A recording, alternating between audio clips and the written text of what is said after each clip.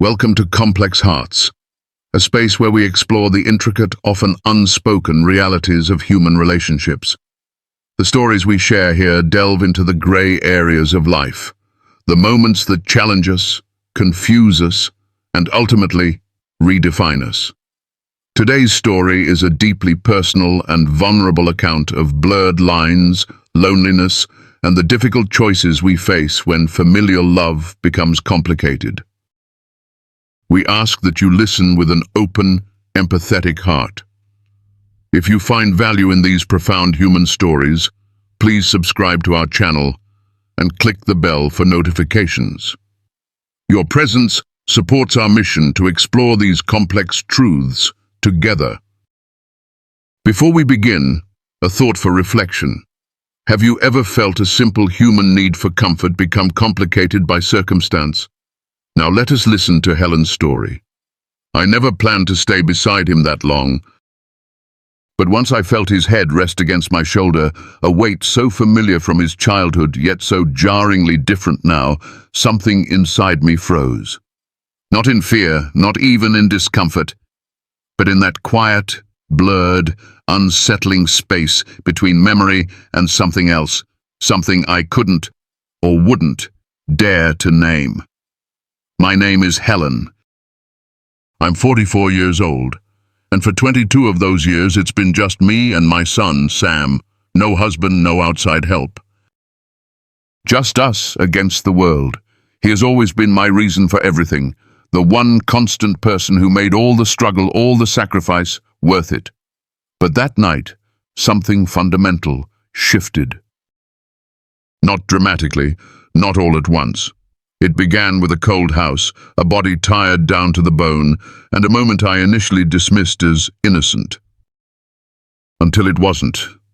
The heater in our old house in a quiet, working-class town in Michigan was acting up again.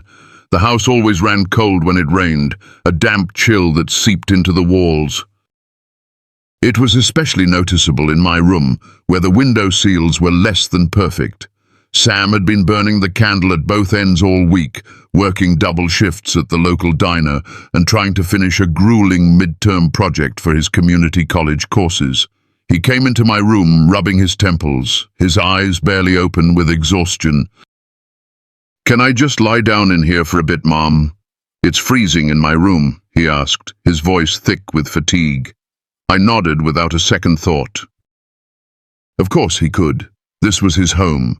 My bed had always been the safe place in our small world, the one spot where we'd curl up together when he had a fever as a child, or on the nights when I just couldn't afford the gas bill to keep the whole house warm.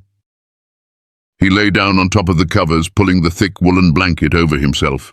I stayed at the edge of the bed, propped up against the headboard, reading on my side, trying to give him space. Then I felt it. The faint, almost imperceptible shift in weight as he moved closer. I told myself he was just cold. He always ran cold. That was one thing that hadn't changed since he was a little boy. His arm brushed against mine. Then slowly, deliberately, it came to rest there.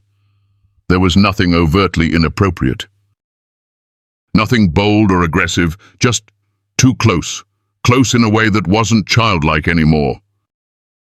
Close in a way that sent a silent alarm ringing in the deepest part of my soul. I didn't move. Not because I was okay with it, but because I was paralyzed by what it might mean. Because I didn't want to make it into something it wasn't by acknowledging it.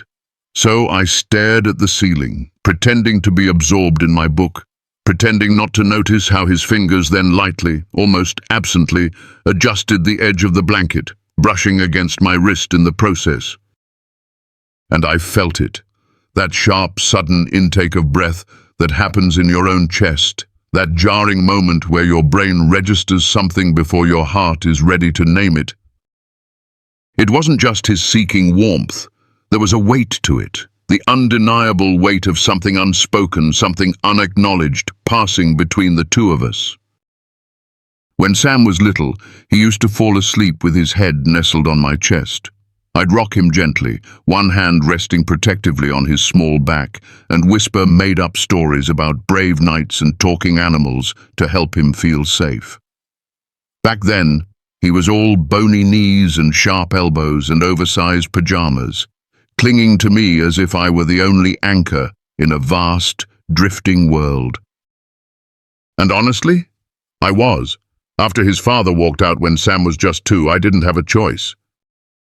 I worked grueling night shifts at a packing plant, missed school plays and parent-teacher conferences, but I never missed the small, important things.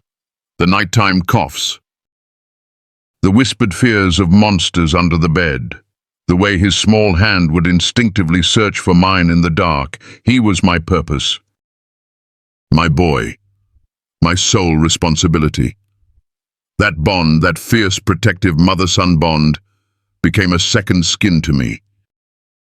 And yet, lying there beside him now, a grown man of 22, that same physical closeness felt utterly, terrifyingly unfamiliar. Not wrong, not in a way I could articulate clearly, but not the same. There was a pause in my chest, a flicker of awareness I hadn't felt in decades. Not as a mother, not as someone trying to protect her child, but as a woman. A woman suddenly, frighteningly, unsure of how to name this moment, how to navigate its treacherous, unspoken currents. His breath was even, soft against the quiet of the room. But when his hand grazed my arm again, a slow, almost absent-minded touch, it didn't feel like a son seeking comfort. It felt like a question. This is a profoundly difficult and confusing moment for Helen. She's caught between her maternal role and the unexpected, unsettling feelings stirred by a moment of blurred boundaries, fueled by years of loneliness. It's a testament to how complex human emotions can be. If this story is compelling you to think, to feel, we ask that you please like this video to show your support for telling these complicated human stories. And let us know in the comments respectfully. Do you think loneliness can make us vulnerable in ways we don't expect? Let's return to see how Helen navigates this. I should have said something, a joke. A soft nudge to create space, anything to pull us back to the safe, clearly defined territory of where things used to be. But I didn't. Instead, I remained perfectly still, every muscle in my body tensed, every thought in my mind circling the same frantic question. What is this? I told myself it was nothing. That I was overthinking. That it was just a long, exhausting week for both of us. That maybe, just maybe, I missed being close to someone, to anyone. And this feeling, this unsettling awareness, was just my own profound loneliness getting in the way, distorting a simple, innocent moment. But then Sam shifted again. This time slower, more intentional. His arm slipped from my side and came to rest around my waist, and I froze. Not in fear of him, but in the quiet internal chaos of not knowing where the line was anymore, or if we had already irrevocably crossed it. I was his mother, his protector, the one who was supposed to have all the answers. I wasn't supposed to feel anything in return. But I did. Not desire. Not then, not ever, just awareness. A hyper-awareness of him, not as my child, but as a man. The kind of awareness that made my pulse quicken and my breath catch in my throat. He didn't speak. He didn't push or pull. But his hand stayed, resting on me gently, almost possessively, like it belonged there. And in the thick, suffocating dark of the room, I realized something terrifying. I didn't want to move, not yet, because in some strange, broken part of my soul, it had been years, decades, since someone had held me that softly, that tenderly. And that realization is what scared me the most. His fingers moved slightly, barely a shift, but it was enough. Enough to send a quiet electric ripple through me. He was still breathing evenly, his eyes closed, but he wasn't asleep. I knew that with a certainty that chilled me. And I knew I wasn't imagining this. I could feel the warmth of his body through the blanket, the way his hand had adjusted, not possessively, but just there.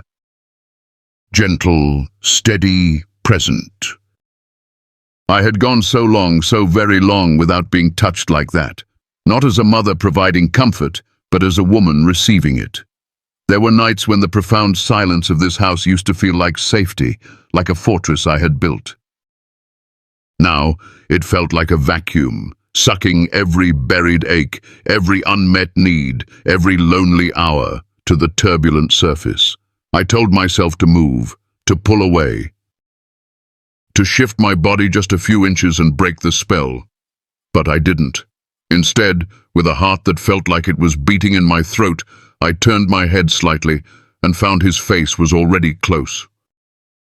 Too close. He was watching me, quietly, carefully, as if he wasn't entirely sure what he was doing either.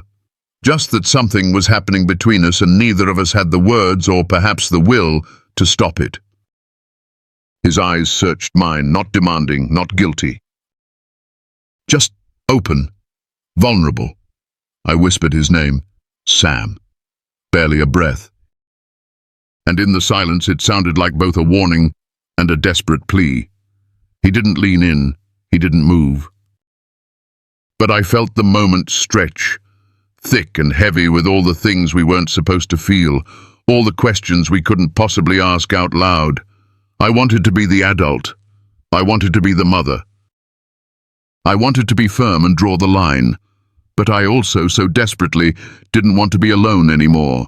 And that contradiction, that profound human ache, is what finally broke me. I turned away, a small movement, just enough to be able to breathe again, just enough to remember who I was supposed to be. The motion felt insignificant, but inside, it felt like it cracked something wide open. My body didn't tremble, but my thoughts did. I stared at the wall, willing myself to return to stillness, the kind of emotional stillness I had spent years cultivating, the kind that kept me safe from hurt. I felt his hand slip back. Slowly, with no protest, no shame. Just a quiet surrender. He didn't say a word. He just lay there. Quiet, unmoving. But I could feel his awareness, a mirror of my own. Awake. Alert. Some vital part of both of us had been holding our breath, and now we were letting it out in careful, staggered, silent pieces. And I realized something had fundamentally, irrevocably changed, not just in the air between us, not just in the bed, but in us. There was no going back to the way things were before, not because of what we did. We hadn't crossed a physical line, but because we had both stood right at its very edge together, and for a terrifying moment, we hadn't looked away. I sat up, pushing my hair behind my ears, a nervous, reflexive gesture I used to do before job interviews, back when I needed to project a composure that masked my inner exhaustion. I reached for that composure now. Not for a job, not for the outside world, but just to hold myself together. "It's late," I said, my voice softer, more fragile than I expected. "You should get some sleep." He didn't argue. Didn't try to explain. Didn't try to reach for me again. He just nodded, his eyes heavy, but not with sleep. With something else. Some kind of new, unsettling knowing he hadn't possessed that morning. I stood, the heavy blanket falling from my lap like a quiet, final sigh. The hardwood floor was cold against my bare feet as I walked toward the hallway, each step echoing louder than it should have in our small, quiet house. I paused at the door. He didn't follow. But I felt him. I felt his gaze on my back. I didn't need to see it to know it was there. It clung to me like steam after a hot bath, like breath fogging up a cold pane of glass. When I closed the door to my own room, I didn't move right away. I leaned against the solid wood, both palms pressed flat against it as if bracing myself for an aftershock. And still, my heart thudded. a slow, aching, painful rhythm, somewhere between shame and profound sorrow. Not because something terrible had happened, but because something almost did. And that almost was enough to shake me to my very core, more than any actual mistake ever could. I stood there for a long, long while, the silence of the house louder than any scream. It wasn't just the silence in the hallways, it was the silence inside of me. All the unanswered needs, the buried parts of my identity, the too long loneliness.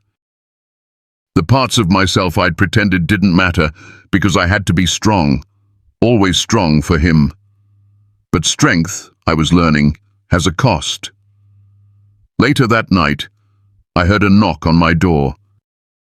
Soft, hesitant, like it didn't want to exist. Barely there. I opened it. And there he stood, Sam, my son. The boy I raised, the man I didn't always recognize anymore. His shoulders were tense, his eyes cast downward toward the floor. That boyish awkwardness still clung to him, a relic of his youth. And yet there was something else beneath it now, something too close to a shared adult vulnerability for comfort. "Mom," he said, his voice low, "I'm sorry. I didn't mean to make it weird." The words didn't surprise me. But the way he said them, gentle, ashamed, almost like he was afraid I would pull away from him completely, did. And I didn't know what to say. Not anything that would make it clean or simple or right. So I just pulled him into a hug, not tight, not lingering. Just enough. Enough to say, "I hear you." Enough to say, "You are still my son." Enough to say, "I don't know how to fix this, but I am not leaving you." "We're okay," I whispered, and in that moment I meant it. Even if I no longer knew what okay really meant anymore. After that, we didn't talk about it. There was no late-night confession, no dramatic breakdown. Just space. A carefully constructed, necessary space. He started spending more time on campus, his excuses always casual, always polite. Sometimes he'd stay over at a friend's house or study late at the university library, and I let him. Not because I was angry, but because I understood. We both needed distance, not as a punishment, but as a form of protection. As a gift of time, time to think, time to forget. Time to figure out what deep, unmet need we were both trying to fill in each other that night. And why? Because maybe, just maybe, it wasn't about desire at all. Maybe it was about a profound, aching longing, the kind no one ever warns you about, the kind that builds slowly, silently, over years of selfless sacrifice. When you are always the strong one, always the needed one, but never, ever the held one. Helen's story is a courageous and unflinching look at the complexities of human loneliness and the unexpected ways it can manifest, even in our most sacred relationships. It reminds us that sometimes the lines we thought were drawn in permanent ink can blur under the immense pressure of unmet emotional needs. Her journey through that confusing, terrifying moment wasn't about giving into a transgression, but about confronting a painful truth within herself. The ultimate act of love and strength in her story wasn't the initial, confusing closeness, but the difficult, intentional act of stepping back. It was the choice to create distance not as a rejection, but as a necessary act of protection for her son, for herself, and for the integrity of their bond. It teaches us that true love, especially a parent's love, sometimes means recognizing our own vulnerabilities and having the courage to reinforce boundaries, even when it hurts. Sometimes, the safest place is not in the comfort of a touch, but in the clarity of a respectful distance. And sometimes, the most important person we need to forgive is ourselves, for being human, for being lonely, and for having the strength to choose the right path, even when it's the harder one to walk. What are your thoughts on this complex and sensitive story? How can we better support those around us who might be struggling with profound loneliness? Share your thoughts with compassion and respect in the comments below. Thank you for being here with us on Complex Hearts. If this story resonated with you, please like, share, and subscribe to our channel. Your support allows us to continue exploring these important human experiences. Until next time, be kind to yourselves and to each other.